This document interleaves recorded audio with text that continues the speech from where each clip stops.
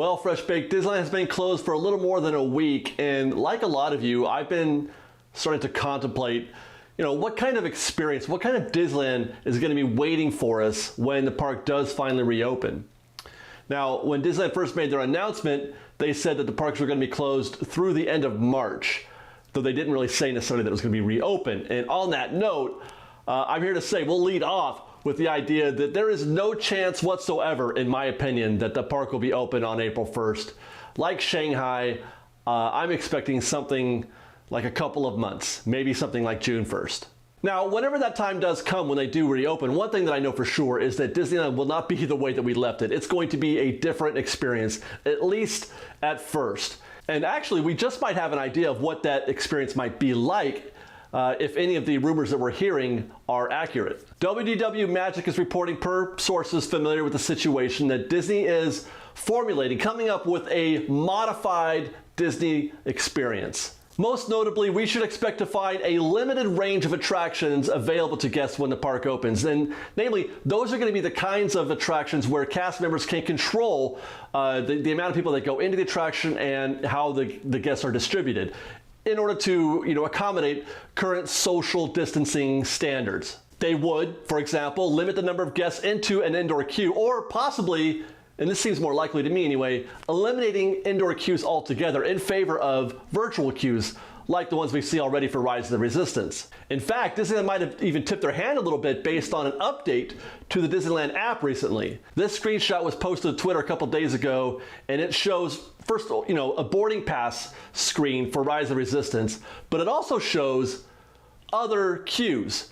Now, we all know there is only one virtual queue at Disneyland right now, and that is Rise of the Resistance. So those other queues have to be other virtual queues that we don't know about yet, something that they're working on adding. No word, obviously, on what those attractions might be, though I would expect probably all of them, or at least they're going to limit the attractions that can be open to those that can have a virtual queue. In other words, if the queue is not manageable, if cast members can't control how many people are in the queue, if they can't control how close those guests congregate within the queue, then they just won't open the attraction at all. What about shows? And namely, I think the ones that we're all worried about the most are going to be parades and fireworks. And I can tell you up front, I have no doubt in my mind there will be no parades and there will be no fireworks. And that's also the rumor that I'm hearing. And this is the answer, or the reason for this is obvious. You can control how you manage guests in a queue, in a confined space, in a specific space. You can even put them in a virtual queue. You can do neither of those two things with a parade or fireworks. There is no virtual queue for parade or fireworks, and there is no small space where guests congregate. It is throughout the entire park, and it makes it very difficult for cast members to try to control where people are standing, especially in those areas that are highly popular. And parades and fireworks are very popular, but especially Sleeping Beauty Castle for the fireworks, Main Street for the parades. There is little to no way they could possibly keep guests from cramming into those areas. And the only way to solve that problem is to cancel that problem, unfortunately. So that's something that I would expect, at least at the outset. No parades, no fireworks. As for food, you can expect reduced capacity, something like 50% for table service restaurants. We're talking the likes of Cafe Orleans, River Belle, that kind of thing. And again, these are for social distancing standards. They want to be able to reduce the number of tables used so they can spread them out to keep people safe. As for quick service, just like things are across the country, and especially here in California, where it's takeout only or delivery or drive-through, same thing for quick service, mobile order only. I would not expect to find any queues available for guests for quick service restaurants. Now, the good news is that most quick service restaurants are already mobile order, and if they aren't now, they probably will be before the park opens. So this would further encourage those guests who don't already use the app, get the app. Moving on, don't expect to meet any characters, be that face characters or costume characters, again, for the obvious reasons. There's very close contact in a meet and greet, and then there's also the queues that form where guests come together quite closely. And that's another problem that can't be solved with cast member management because they're too spread out, and it's too wild. And finally, you can expect limits on things like the Disneyland tram, the buses, and even something like the monorail. With the tram, I'm thinking maybe every other bench has room for 1 or 2 guests, or maybe 2 guests per bench. I'm not sure what is reasonable here. I'm thinking maybe every other bench. Same thing for the bus, where they could probably just section off those seats that they don't want us to ride in. 50% capacity there seems likely. Guests sitting in every other staggered seat on the bus. Now the monorail, actually, now that I think about it, I don't think 50% is quite enough for the monorail. And the reason for that is the current capacity standard for the monorail, to my eyes, is cramming every possible guest you can get in there. If there's a little space for a butt to sit, they're going to put a guest on there. And even reducing that by 50% to me does not seem like enough. It doesn't seem like they've gone far enough.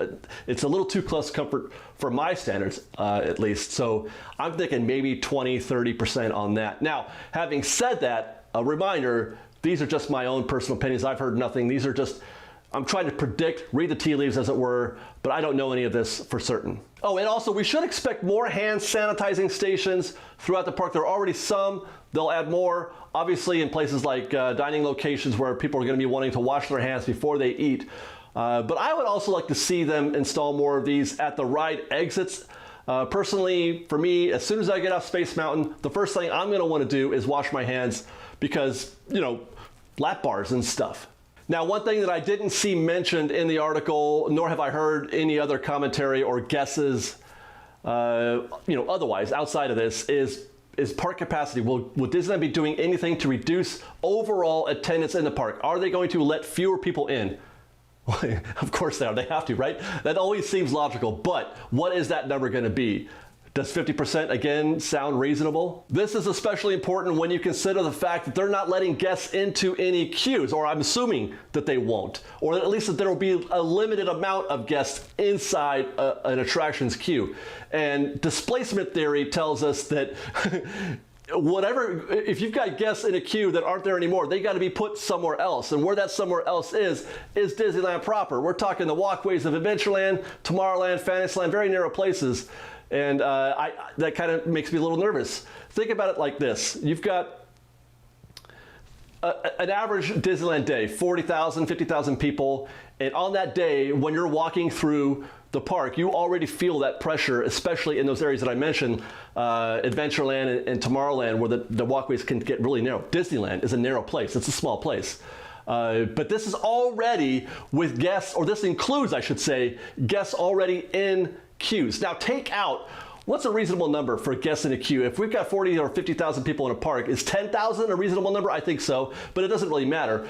Whatever that number of people are, 10,000 people, you've got to drop them into Disneyland. I don't want to be there. I want to be around for that. If I'm already feeling a lot of pressure on a regular park day, walking past between Astro Orbiter and Star Tours, don't put any more people in there. So if they're going to limit the number of people in queues or eliminate physical queues altogether for the time being, then they need to go further, I believe, than a typical, let's say, 50% number. They're going to have to reduce it to allow for those additional guests who are also going to be filling the park that aren't in a queue. Now, this begs a new question.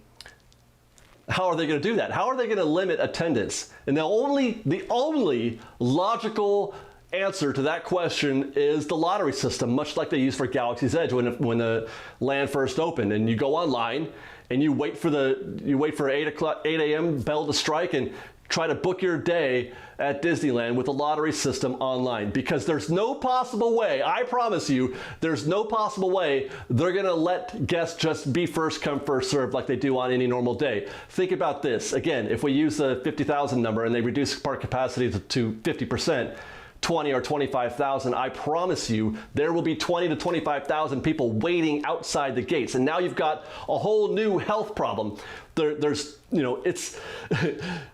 Those guests are going to be as close together, more close than you'll ever want to be at a time like this, because they're all going to want to make sure they get that shot at getting into Disneyland. It's a fact. It's guaranteed that that's going to happen. So you got to keep people off the gate. You got to keep people off the street, and the only way to do that is with the virtual queue, which also adds this little caveat. if you'll recall with Galaxy's Edge, when they were doing the lottery system for Galaxy's Edge, there was also a limit to the number of times you could go.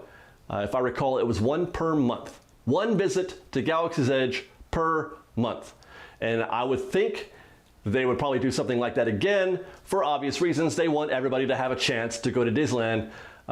So that's going to be an interesting experiment, an interesting situation to try to wade our way through. Would they possibly do something like they did for Galaxy's Edge and guarantee admission if you stayed at a hotel? Would they possibly do that? I sure hope not, because I don't have the finances for such an endeavor. Personally, I would be a once a month guy, which kind of makes me nervous a little bit. But that's a me problem, not a you problem. But that actually brings me to an interesting question that I want to ask you guys. What would you prefer? Would you prefer that Disneyland open, let's say, on June 1st, but with limited capacity? Let's say 40 or 50% or even 30% capacity with a lottery system, and then you can go, let's say, once a month. Would you rather they open at June 1st and do that? Or would you prefer the alternative, which is the only other alternative, in my opinion, and that is to not open the park at all, but let the park stay closed until it's good and ready, until it's safe, and they can open the park wide. You can eat what you want, you can ride what you want, you can see a show, you can see the parade or the fireworks, but maybe wait another couple months, let's say August or September. Which would you prefer? Vote in the poll above and let us know in the comments below. And until next time, guys, don't forget to please stay safe. It's very wash your hands, don't touch your face, respect the social distancing guidelines, and try to stay home if you can. I want to go to Disneyland. I miss Disneyland as much as anybody or more, but I also don't want to see anybody get sick. I don't think I could take it if any of our fans got sick, or if anybody of my friends or my family got sick. So I would rather play it safe. Do the right thing, guys. Stay home and be mindful of others. And until next time, fish bait.